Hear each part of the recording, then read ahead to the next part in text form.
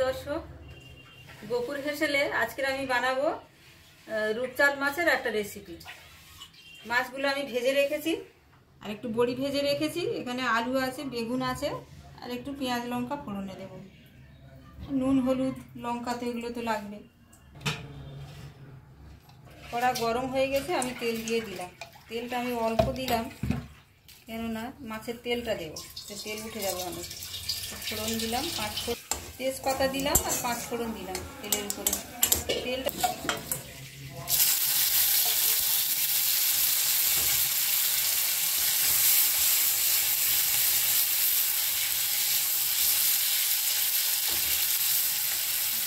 তেল উঠে গেলে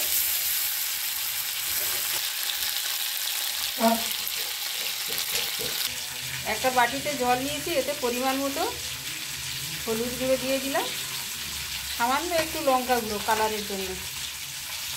লঙ্কা গুঁড়ো বেশি খাওয়া ভালো না, দিয়ে দিলাম কাঁচা লঙ্কা দিয়ে দিলাম।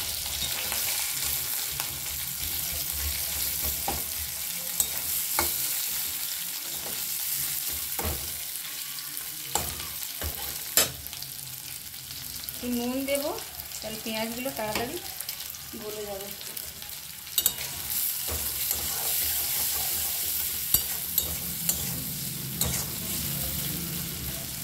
এবার আমি লঙ্কা হলুদের এটা দিয়ে দিলাম।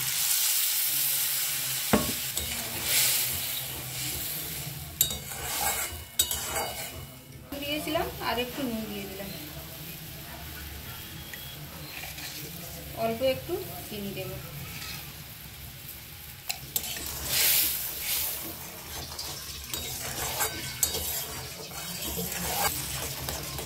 এবার আমি বেগুনগুলো দিয়ে দেবো। বেগুনগুলো ভাজবো না, এরকম বেগুন দিলে খুব তাড়াতাড়ি গলে যায়, একদম নরম হয়ে যাবে।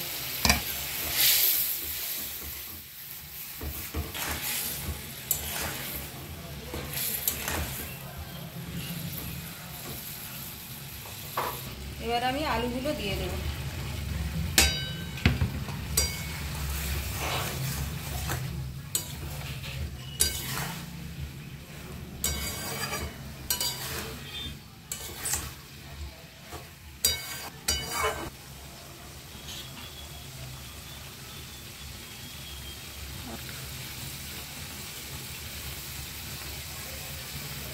হলুদ আর একটু লাগবে, তাই তো?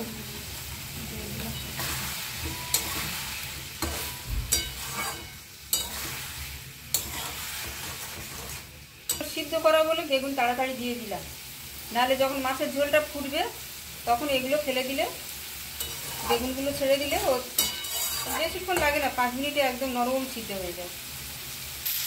একটু ধনে গুঁড়ো দিয়ে দিলাম।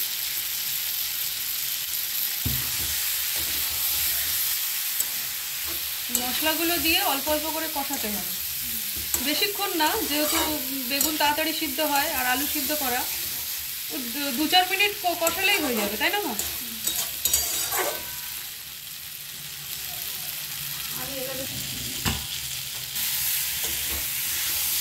কষানো হয়ে গেছে, কড়াইয়ের নিচে লেগে যাচ্ছে, এবারে জল দিয়ে দেবো।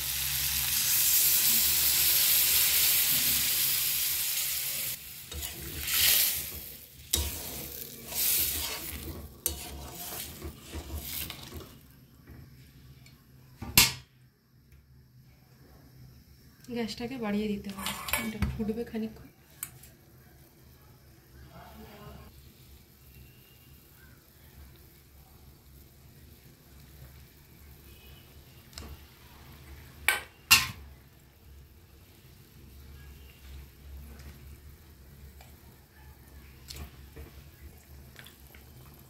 ভাজা মাছের তেলটা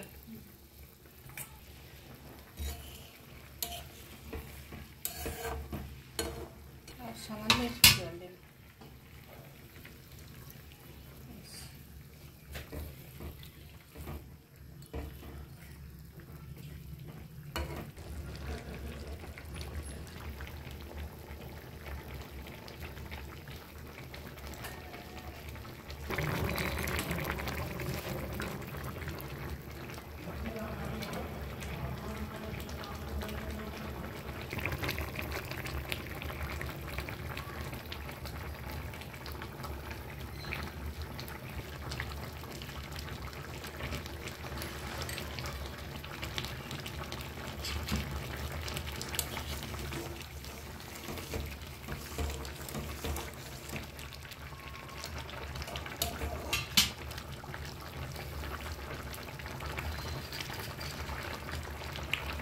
এবার আমি বড়িগুলো দিয়ে দেব।